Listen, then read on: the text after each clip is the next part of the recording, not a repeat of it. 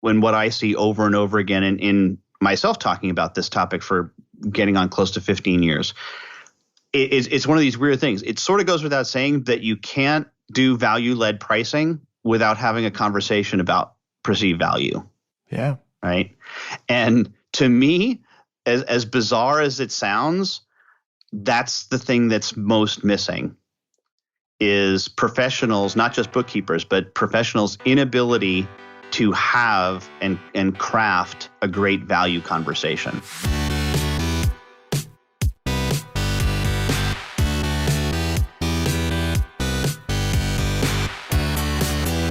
You're listening to The Successful Bookkeeper with your host, Michael Palmer. Listen each week as inspiring guests share their secrets of success to help you increase your confidence, work smarter, and build a business you love. This episode of The Successful Bookkeeper is brought to you by PureBookkeeping.com, the proven system to grow your bookkeeping business.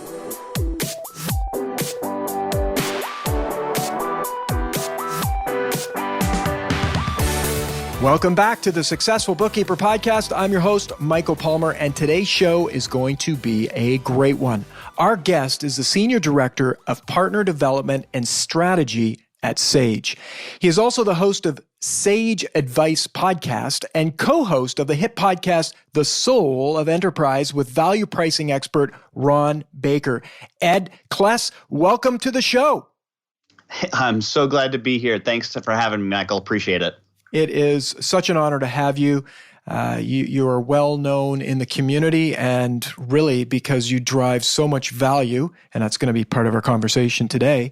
But before we get into all of that, tell us a little bit about yourself leading up to today. Wow, that can be a while, but I'll try to keep the Reader's Digest extremely condensed version in play here. We'll tuck in. Yeah, I know. I graduated from college with a degree in liberal studies, which means I couldn't pick a major. That's what it meant. So instead, I had three minors, which were information systems, business administration, and of course, theater arts. Musical theater specifically. Yeah, that's a mix. It's an eclectic mix. It is. And ask me which of those three I use more on a regular basis. The last one, probably. Of course, that's clearly it. Yeah. Right. Yeah. So beautiful. And then I went to work for an accounting firm on Long Island, where I'm originally from, having only taken 2 accounting classes, working in what was called back in the, dare I say it, late 80s, Management Advisory Services Group. Wow. And which basically means I had a computer. That's what it meant. Like I had and my office, I didn't really have an office. And I didn't have a cubicle. I was the computer room. Beautiful. And it was a very bizarre thing because people wouldn't even come into the room because they thought if they came into the room that had a keyboard, they were going to be considered a secretary. That's pretty much the way they thought. They just gathered around outside the computer. That's right. Do you remember the TV show WKRP in Cincinnati? Absolutely. Right? There was the Les Nessman, right? And he had the tape on the floor and he made people knock. Yeah. Right. It was sort of like the inverse of that. Like people would not cross the threshold where I sat. Wow. They were afraid. Even though there was no door, they were afraid to come in. It was really bizarre. But then started my own company doing software implementations, did that for 10 years, sold my interest in that company, did some consulting work for Microsoft and Sage. And it was in my time at Sage that I got reacquainted with a fellow by the name of Taylor McDonald, who is now back at Sage because he was with Sage Intact, and then we acquired them last year. So one of those things, the more things change, the more they stay the same. So it's great to have him back on the team. And I've been at Sage 15 years, and my role, and I finally stumbled on the words to it about 3 months ago. I really should change my title to this. I am a meta consultant. Whoa. A meta consultant. Yes, I'm a consultant to consultants. Did you coin that phrase? I've never heard that before. Yes. Yeah. No, I did. I think that's kind of it's a good way to think about it. Yeah. Meta consultant makes a lot of sense. And it doesn't at the same time. It's meta. Confusing enough. Right. It's confusing enough so people go, what's that? And then now we can have a conversation, right? Yeah. That's because that's kind of cool. It is really cool. It's a catchphrase. And if they can't understand you, you just say, it's meta. It's meta. It's meta. Yeah. Beautiful. So that's, eclectic education, somewhat eclectic career as well. You were in business for yourself, an entrepreneur. You've worked in corporate. And I really do see the creative roots. Your podcast is a lot about creativity and this really what you consider the soul of the enterprise is creativity. Yeah, it's creativity, and what we say on the show, the way we kind of phrase it, and I'm not quite sure that this is right. So it made me take me another 10 years to find the right words for this. But Ron and I both like to say that business has a spiritual, although not necessarily religious, and that's where we draw a distinction. It can be if for some people, but it doesn't have to be. Business has a spiritual component. In other words, an ethical, moral one that goes just beyond the nuts and bolts of business, right? We believe that profits are an indicator of the altruism of the organization, which is completely diametrically opposed from the way a lot of people think about profit. A lot of people think about profit as as evil in some way, right? But as Peter Drucker said, and I love this phrase, profits are the price we pay for tomorrow. Mm. In other words, profit is an indicator that we are doing something that's valuable. One of the guests that we've had recently on the podcast, the Soul of Enterprise, is a guy by the name of George Gilder. And if you haven't read any of his stuff, I strongly encourage it. But his latest book is called Life After Google. But one of the things that he talks about over and over again is this notion that the economy is better thought of not as a incentive system, although it is, right? So we certainly have an incentive to do these things. This is what Adam Smith talked about. So it's better thought of as an information system. And what he means by that is that if we let the free enterprise happen, if we let free trade, if we let businesses transact, if we let people trade with one another, then what we will get is information. And the piece of information that we get is this thing called profit. In other words, it's more, I am paying for something that I would, if I had to do it myself, would take me longer or be much harder for me to do. And I'm willing to pay someone a price to do that. And I'm totally okay with the fact that it costs them significantly less to do it. And that means that we have efficiently allocated the resources, right? That means the person who's doing the work is doing they're doing the right thing with their life, right? And businesses that don't make a profit, businesses that are not moving forward, they are not efficiently allocating the resources and should probably think about ending and not be in business anymore. It means there isn't a value for what they have out there because their costs outweigh what they can get from a price perspective, right? And it's a very different way of thinking about things, especially because what that means is it's a definition of your altruism. It's a definition of your altruism means other directedness, other centered. Right. And the only way that we can get a profit is if we understand the needs, wants, desires, hopes, dreams even of the people that we serve in that business. And that's the spiritual side of things. And that's the spiritual component. And that's the component I love about business. It really is the conversation that can happen to actually derive that information is exciting. Mm-hmm. Yeah. And it's what makes, you can say makes life worth living, but it's also what makes wealth. It's also what has allowed us to emerge from the caves, right? Another economist, Thomas Sowell, who we've had on the show as well, he said, look, the Neanderthals had all of the stuff that we see around us, right? Not much in terms of total weight of meteorite. Meteors have landed since the time of the Neanderthals. So the physical atoms that you see all around you when you look have been here. The only thing that we've done is we've applied human knowledge to them, and that's what's created all of this stuff. And the reason why we have applied this knowledge is because we inherently want to lead a better life, right? And we want to leave that better life for our children. Mm.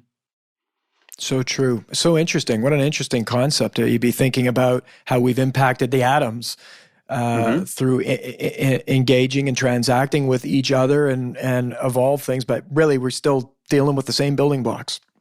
Yep. They were all here. It's just the application of human knowledge to it. And this gets back to Gilder, but Gilder says that wealth is knowledge. Wealth equals knowledge, right? And therefore, what's growth? Well, if wealth is knowledge, then growth is learning. So beautiful. And that's a big part of what you and I both do, is help pass on those learnings through avenues like podcasting. Yes, absolutely. Podcasts and all kinds of fun presentations that I do all throughout North America. Yes, absolutely.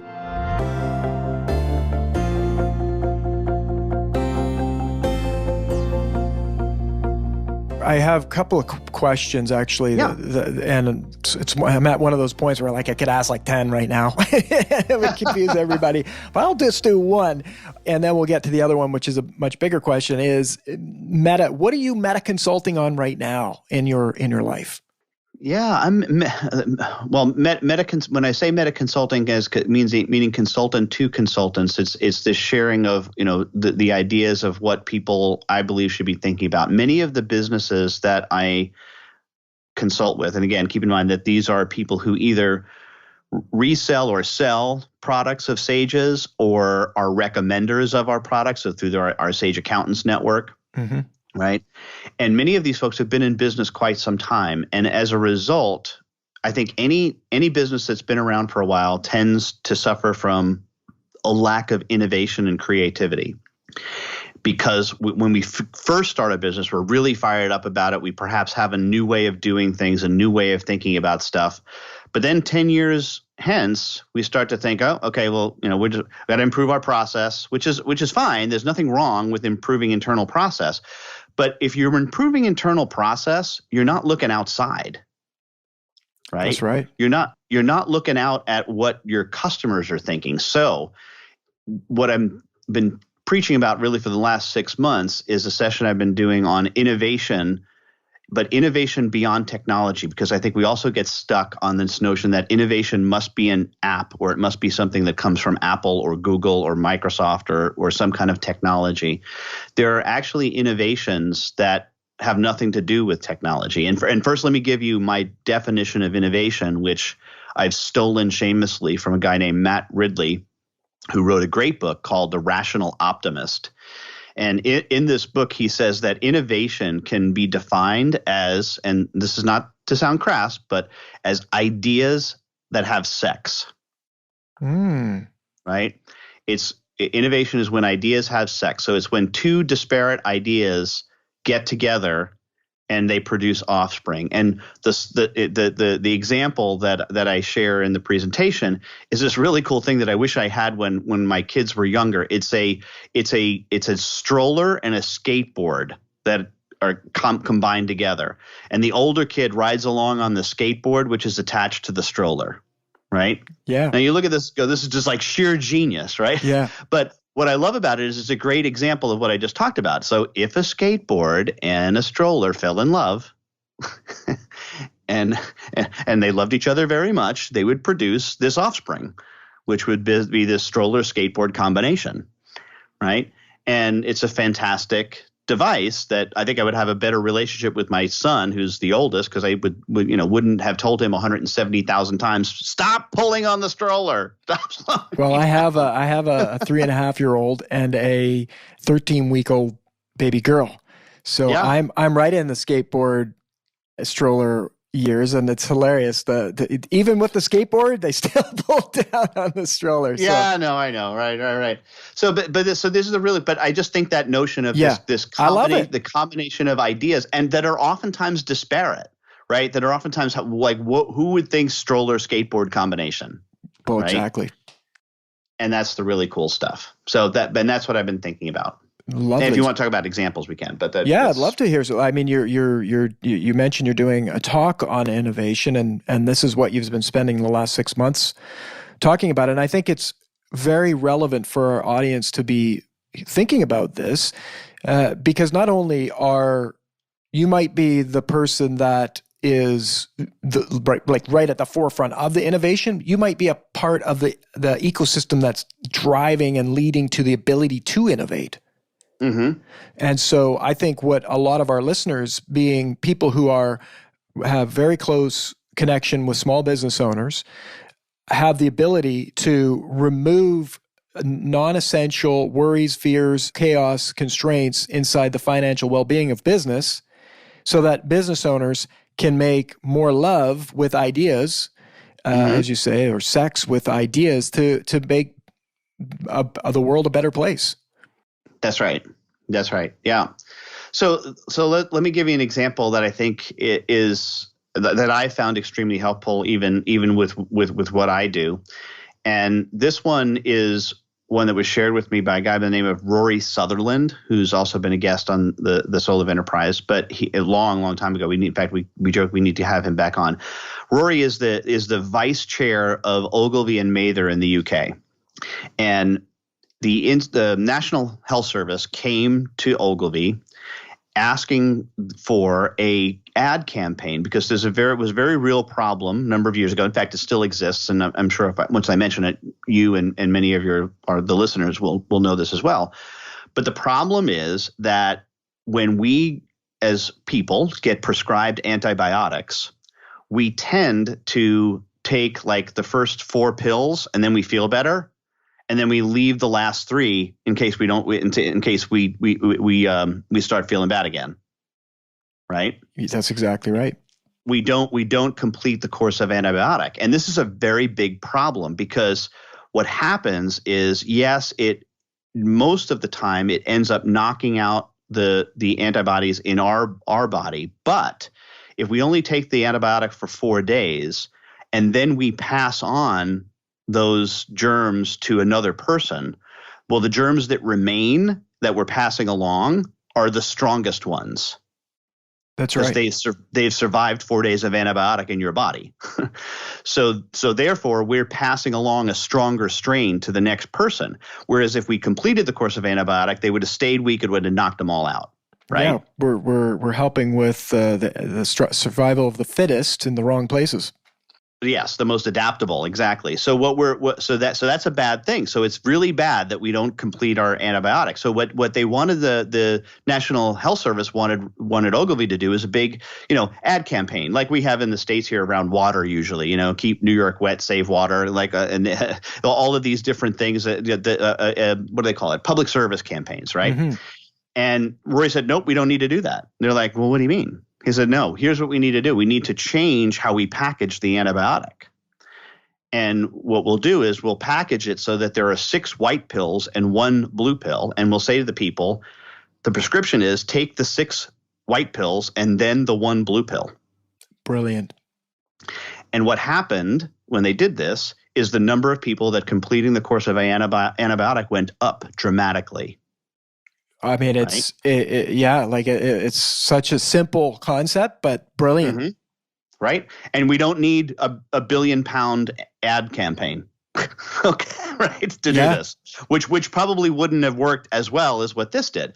Now, here's the really interesting thing. What Rory's talking about is a process known as chunking, right? Which is that when we as people are given a task to do, if it's presented to us in 2 steps, we tend to complete it more often than if we're just told to do one thing.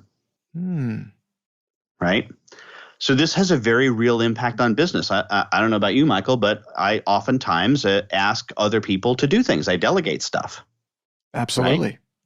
And what I've begun doing is when I delegate stuff, I break it sometimes into an artificial 2-step process. Do this, then this. Wow. And what's been your experience of the experience of the people that you're delegating to? It significantly increases the probability that they complete the task.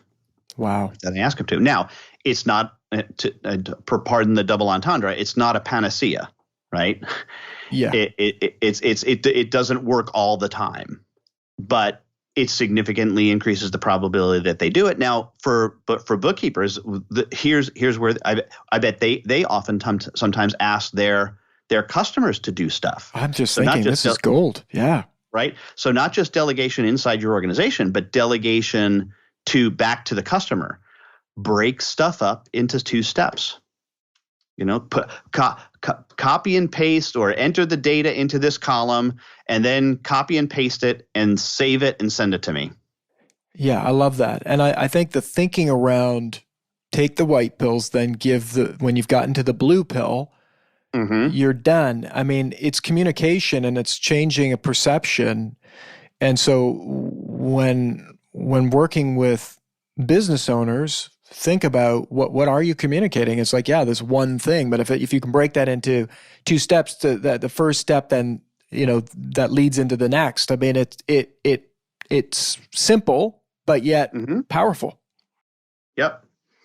Yep.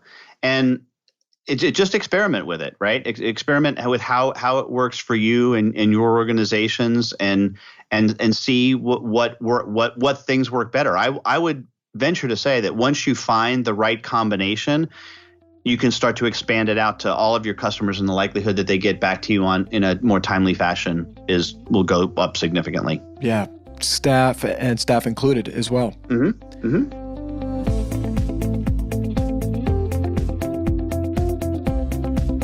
It's fascinating, and I just absolutely love that story about the antibiotics. And so you're doing this talk, have been doing it for the last 6 months, but you also spend a lot of time talking about value-led pricing.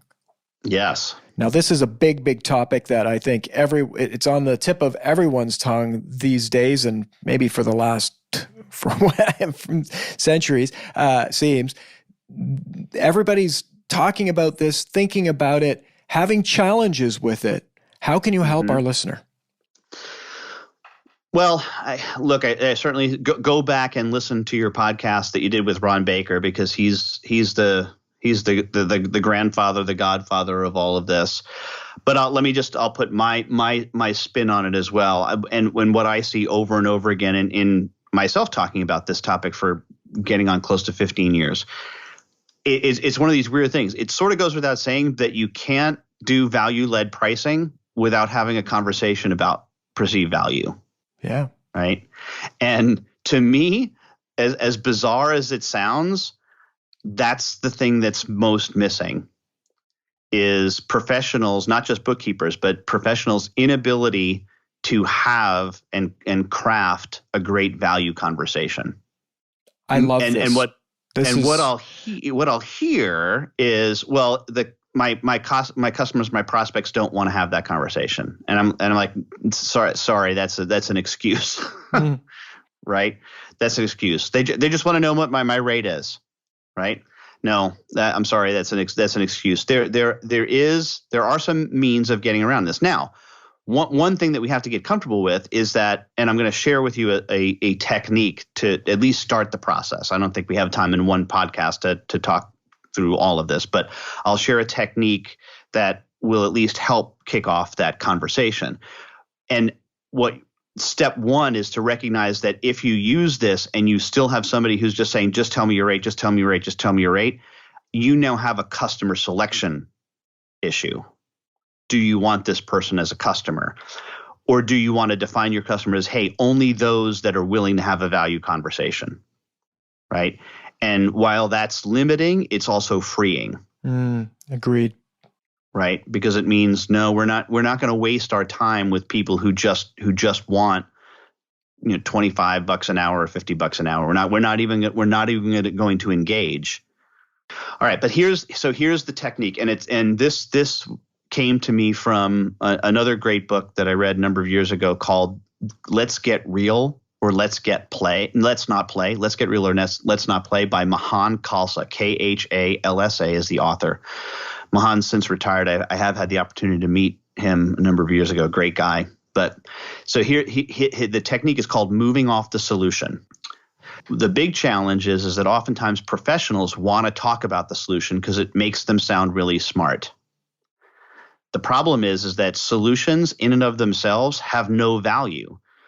they only derive their value from the problems that they solve. So in order to have the value conversation, we have to have a conversation about the problems, not about our wonderful, great solutions. But our tendency is to want to talk about the solutions because that's where we feel comfortable. So it goes something like this. My books are a mess. I need some help with them. What's your hourly rate? Right? Is that a fair way that a lot of conversations start? I would say so. There's definitely listeners going, yeah, I've heard that one before. You've heard that one before. Twice yesterday. Yeah. Okay. So the key is to listen intently to what they're asking, right, and what they're telling you, and then to assuage them in some way. So the first step is to say, hey, thanks for asking. Thanks for calling. Thanks for your email. We handle stuff like this all of the time. So you're giving them a little feedback that they've asked a question that is appropriate to an appropriate person who may have at some point an answer. Okay? Yes. But one of the things that I said is my books are a mess. So what we're going to lead off as, thanks for calling, thanks for emailing. We do stuff like this all the time. And every time someone comes to us and says they have a mess, they've got a different version of mess, right? Messes differ from company to company, from person to person. Is that true, by the way? Absolutely. It is. Okay. And then here's the third part. It's called the close. It's not a close of the sale. It's a close probe question. So would it be okay if I asked you a couple of questions about your particular mess? Love it. Yeah. Right. What are 99 out of 100 people going to say? They're going to say, yes. Yeah, sure. Let's talk about my mess, right? Because they like to talk about themselves. So now we can ask some questions about the mess, right? And we can, I've got 18, the tax people are coming for me. I've got 18 months worth of stuff that I haven't categorized. And, I've got 4 different credit cards that haven't been reconciled in 3 years. Can the consultant begin to now, or the bookkeeper begin now to understand a little bit more about the size of the problem? Yeah. And then, tell me a little bit about your company. This will lead to keep the focus on them. Well, we're a $10 million organization that does like this. Okay, so they're a $10 million organization, not a $1 million organization. Who is less price sensitive, a $10 million organization or a $1 million organization in general? Probably the $10 million. Yeah.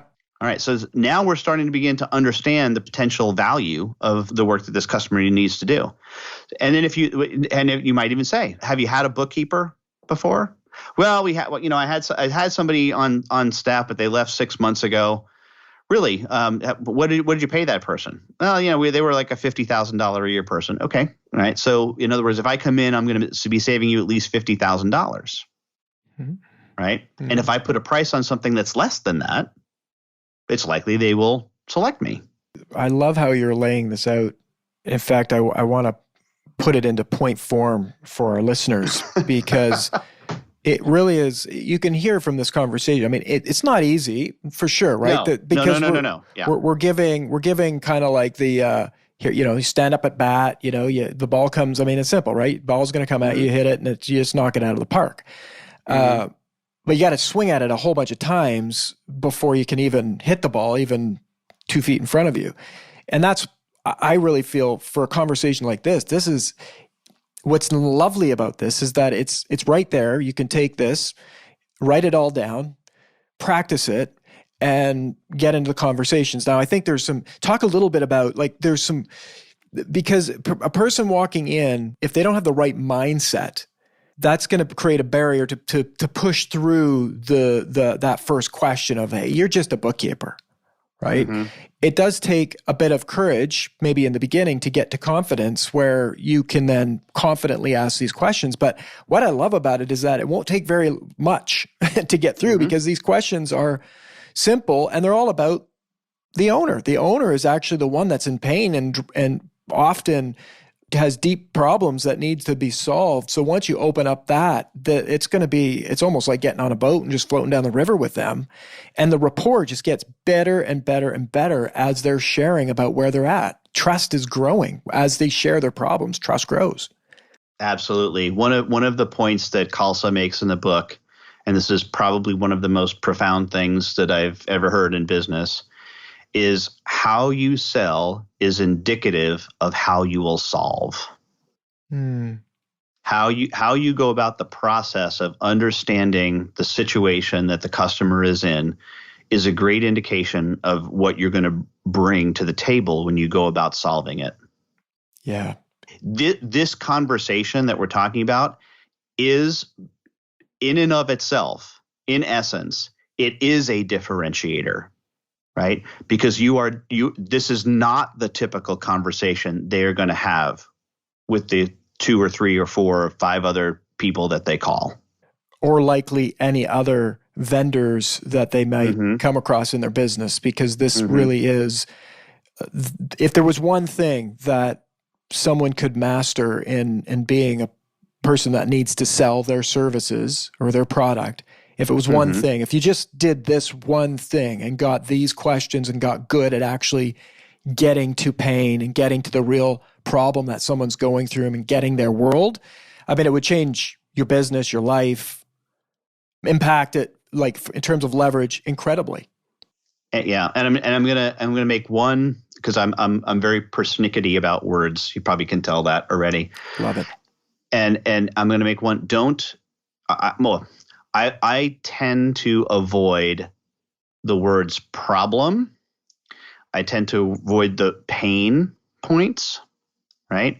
These are all vestiges of, what in the States, I think it was in Canada too, but the rainbow vacuum salesperson, which, they knocked on your door, threw dirt on your rug and said, "Here, watch how I can clean it." Absolutely agree. Right. So the words that Kless suggests, and I really do like these, is evidence, impact, and results. So what is the evidence that you have that this is something that needs to be worked on? What's the evidence? And when you ask that to somebody, because that, and by the way, what is that? That's the value, right? That's one of the elements of value, right? Because there's got to be evidence that there's a problem, right? Got to be evidence. What is that evidence? And then what is the impact if we assume we solve the problem? Assume a solution. What's going to be the upside impact? Or what are the results that you're trying to achieve? And all those 3 different things are just 3 different ways of approaching this notion of having a conversation about the value to the customer, the perceived value, their perception of the value that oftentimes they don't even know, right? And this is what I hear over and over again. It doesn't matter, bookkeepers, accountants, lawyers. Oh, they don't even know what the value of the problem is. I know they don't, right? And that's why you're the professional. It's your job to help them uncover that. That's what you do. Yes. Yes.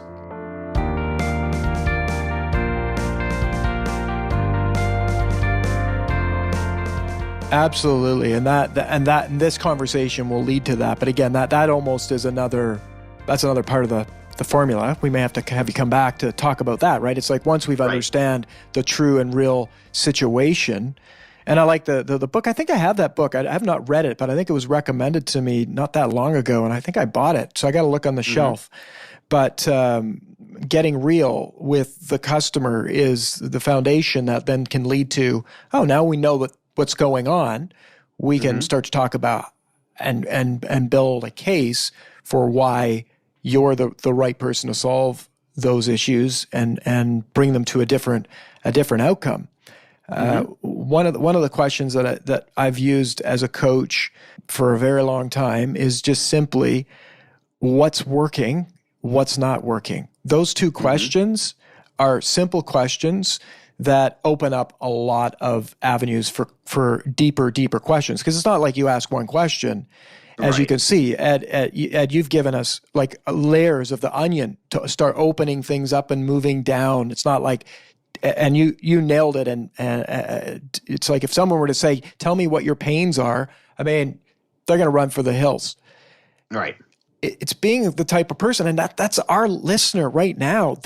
They are these people that would naturally ask these questions if they were like instructed or given the clue to do it years ago. They're in an industry where they deeply want to solve people's problems that they're having and challenges and take them to a better place. They're caring people.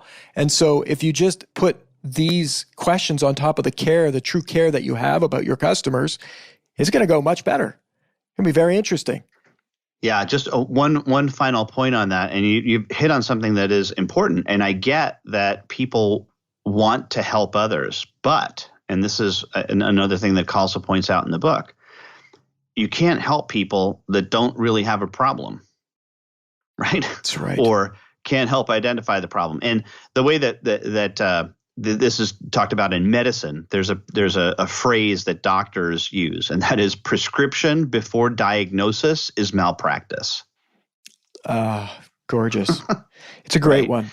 It's a great one. And sadly, far too many professionals, other than doctors, quite frankly, because it's part of who they are, right? Other than doctors, don't have this diagnostic approach. They have a solution-based approach, mostly out of, I want to talk about my solutions because I think they're great. Yeah. Right. And that's I get it. That's noble. You perhaps do have solutions, but unless we can identify and understand the value of the problem, your solution has no value. Right. Agreed. And it's really, there's nothing to actually have a conversation about. It's and I think the more I know from my experience, because very much the value conversation really can be overlaid. You'd think you're having a coaching conversation at the same time. Is you can get to sense. It's like you'll know the more you do this, you will know when you've hit upon something that is real. That is like, okay, now there's something there that I can see that if we remove that would create a better situation. It's like, but without that, it's why bother even engaging any further? There's no problem to solve. Why even? It's like you said, that if you can't get to a problem, you're in front of the wrong customer. That's right. That's right. This is why oftentimes some of the most valuable things that we do is the diagnosis of the problem and a decision whether or not to solve it. Because I would say it's a true statement, right? That sometimes helping someone who's even a prospect or even a current customer, a prospect who comes to you with a problem, say, you know what, you think you have a problem? It's not that big. It'd be far too expensive to go through the exercise of fixing this thing that you see as a problem, which is probably just a minor annoyance. And don't do it because it's going to cost you far too much. That's more valuable than providing a solution, right? That's right. And I mean, it just the implications of that are far-reaching, right? I mean, if people don't, if there's no value been established, or a discrepancy amongst what perhaps the person delivering the service has a higher value of what they do than the person you're delivering it to, it's just going to end in disappointment and frustration too, right? It's like it's somewhere down the track. It's like you don't even get what I do because I haven't fully evaluated and understood your true desire of where you want to move to and your true situation. So there's always going to be that discrepancy, and it never will end happily until you get to that. So starting with this great foundation that you've laid out is going to pave the roads, I think, for bringing on people that totally get what you do, totally get how it's valuable to them. And I love some of the quotes that you gave earlier on in the conversation around the economy, right? And people valuing the things that lead to innovation. And I mean, this whole conversation has been a bit of an exploration. I really want to have you back, Ed, to give us more of this. You've been so generous in giving something that I consider to be absolute gold. I can say that if our listener would take what you've said about having that conversation and map that out for themselves, that will lead to a really great outcome with potential clients of their businesses. So thank you so much for that. And before I let you go, I really want to give a pathway for our listeners to get more from you. Where can they reach out to you? What's the best way to do that? Well, I'm just going to give the Soul of Enterprise website as the place to go. That's the radio show / podcast that I do with Ron Baker. All 11 episodes are available on our archive page.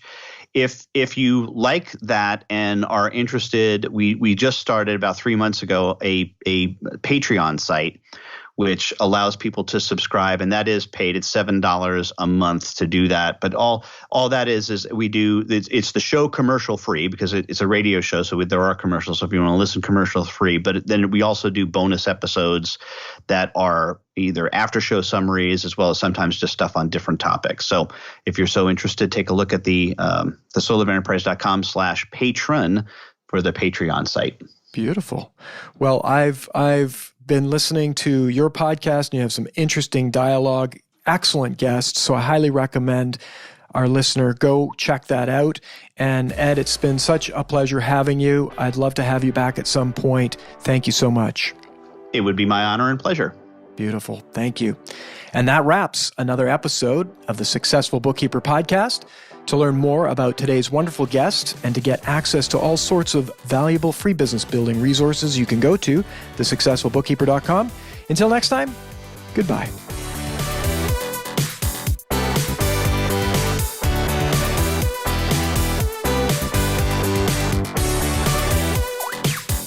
You've been listening to The Successful Bookkeeper with Michael Palmer. For more information and to download the resources mentioned in this episode, please visit us at thesuccessfulbookkeeper.com. Thank you for listening.